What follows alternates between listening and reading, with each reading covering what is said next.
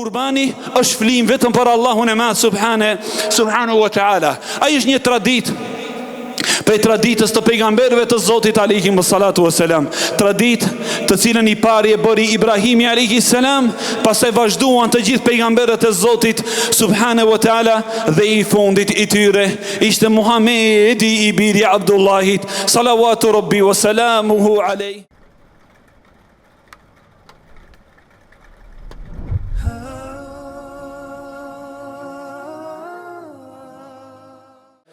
Allahu akbar, Allahu akbar, la ilaha illallah, Allahu akbar, Allahu akbar, walillahi alhamd, Allahu akbar, walillahi alhamd.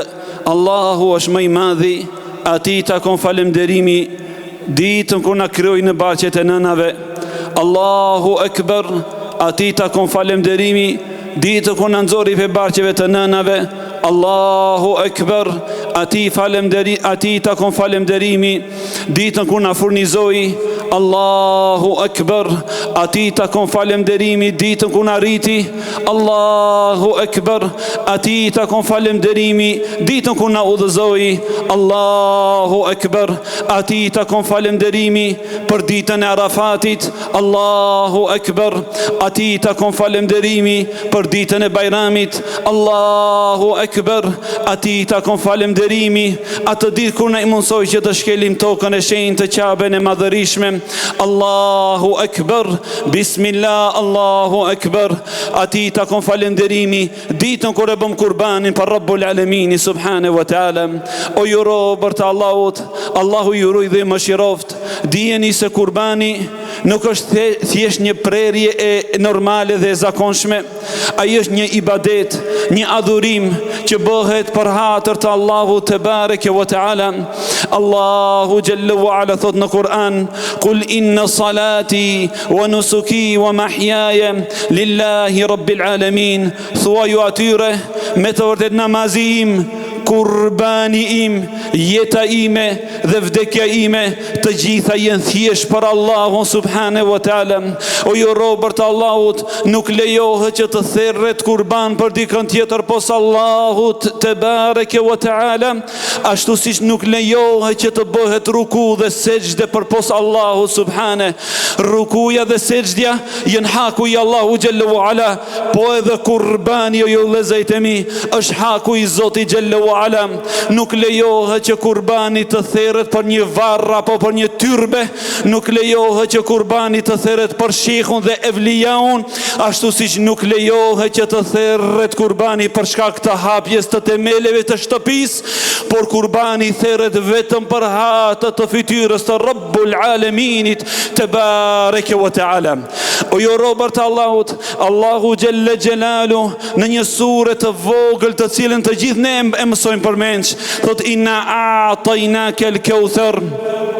Me të vërtetë ne o ty o Muhammed ta falëm Kautherin, fasalli li rabbika wanhar, andaj bën kurban, mfalu vetëm për Zotin tënd dhe bë kurban vetëm për Zotin tënd të madh te bareke wa taala. Që nga momenti kur vendose që ta bësh kurbanin, e bërë niyetin për Allahun, që në momenti kur e therre atë, e therre me bismillah, Allahu akbar, Allahumma minka wa ilejk, o Allah, ki kurban është prej teje dhe për ty flijohet, ja Rabbel Alamin. O ju robër të Allahut, Ibrahimi alayhi salatu wassalam ishte në gjendje që edhe djalin e tij Ismailin ta bën kurban për Allahun Rabbul Alamin subhane. Atë ditë kur Allahu xhallahu ala i shpalli Ibrahimit alayhi salatu wassalam në ëndër që ta bën kurban djalin e tij, nuk u zgjua të nesër me Ibrahimi dhe ti thot Allahu ta zotjel, ja Rabbi, për ka shumë dele para nesh, për ka shumë deve dhe lopë para nesh, pse duhet ta bëj kurban djalin? Por ai me të shpejt shkoi tek djalit Ismaili alayhi salam dhe i tha: ja bunej, inni ara fil manami anni azbahuk, o birushi im, unë pash në ëndër që jem duke të bë kurban ty për Allah. O ju vëllezërit e mi, sikur Ibrahimi alayhi salatu wassalam po na jep një mësim, një ders, një mesazh shumë madhor që janë për mesazheve hinore, që kur të urdhëron Allahu për sadaka, jep sadaka. Kur të urdhëron Allahu për zeqat, jep zeqat. Po kur të urdhëron Allahu xhelle xhelalu për kurban, bëje kurbanin, çka do që të jetë ajo. Ibrahimi alayhi salam vendosi për hatër të Allahu xhelle wala, urdhërin e pranoi prej Zotit të tij që ta bën kurban djalin e tij të vetëm që edhe e deshte shumë, Ismailin alayhi salam. Dhe Ismaili, ju vëllezërit e mi, i porulur, i nënshtruar, i dorëzuar para Allahut azza wa jalla, tha ja abati fa'al ma tu'mar, o babushi im, çoje në vend urdhrin e Allahu xhallahu ala, nuk më takon mua dhe nuk të takon ty o babushi im, që ta thejm urdhrin e Allahut subhanahu wa ta'ala. Allahu xhallahu ala kur e përshkruan atë gjendje madhështore thot: "Falamma aslama wa tallahu lil jabin nadaynahu ay ya Ibrahim." Në momenti që ata u nënshtruan dhe u dorëzuan, Allahu akbar. Pra mësimi i dytë, ju vëllezërit e mi, është që kurbani është një mesazh i madh që ne na tregon formën e nënshtrimit dhe dorëzimit para të madhit Allah te bareke ve teala. Kjo është e vërteta e Islamit, ju vëllezërit e mi, që Allahu i madh te bareke ve teala në këto 4 ditë deri në iqendinë e ditës së fundit të ditëve të Bajramit na ka urdhëruar që ne të bëjmë kurban për Allahun dhe ne bëm kurban për Zotin ton të madh te bareke ve teala, nga se qëllimi më madhor i kurbanit, ju vëllezër, është dorëzimi, nënshtrimi i plot para të madhit Allah te bareke ve teala.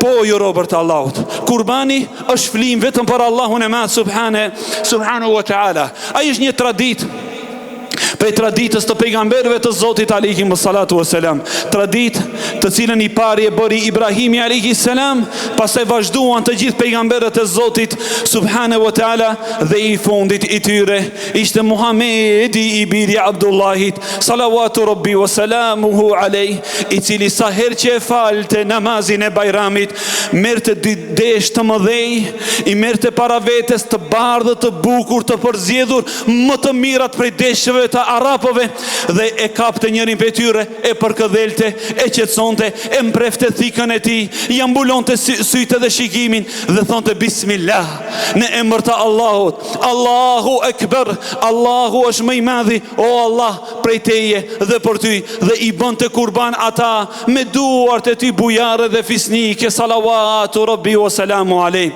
Dhe elhamdulillah, ju vëllezër, që kjo traditë madhështore e Rasulullah sallallahu alaihi wasallam vazhdon dhe do të vazhdon deri në ditën e mahsherit të madh, që nuk do ta humbën ummeti islam këtë traditë të madhe të pejgamberit të Zotit sallallahu alaihi wasallam, që në ditët e Bajramit, në shenjë flimi dhe falënderimi ndaj Zotit xhallahu ala, që të bëjnë kurbanin. Në anën tjetër, ju vëllezërit e mi, amambe sa i bukur është kjo islam, sa e bukur është kjo fe të madhit Allah te bareke ve teala, që në Fitr Bajram, pra që është Bajrami Ramazanit, para asaj na mësoi Allahu dhe pejgamberi sallallahu alaihi wasallam që të mos e falim Bajramin pa e nxjerr sadakatul fitrin, në shenjë solidariteti me fukarat, ju vëllezërit e mi, që të gëzohen ditën e Bajramit të Fitrit bashkë me të pasanikët dhe me të tjerët që gëzohen. Kurse në Kurban Bajram, Allahu xhallahu ala përsëri në shenjë solidariteti. La ilaha illallah. Sa e bukur dhe sa e pajtueshme është kjo fe, ju vëllezërit e mi, në shenjë pra solidariteti me fukarat, që të një pjesë të kurbanëve ta shpërndajnë për fukarat e muslimanëve, që edhe ata të gëzohen siç gëzohen të pasurit. O ju robërt Allahut, unë e di që ne si popull, si qytetar të këtij qyteti, pasi që e një pjesë e madhe qytetarëve tonë jetojnë në gurbet në Amerikë dhe Evropë, ndoshta nuk e ndjejnë fukarallëkun dhe nevojën e asaj cope të kurbanit. Po pyetni banorët e Gazës se si janë gëzuar ditën e Bajramit, kur muslimanët nga anë e kënd të botës i kanë çu kurbanen në ato vende.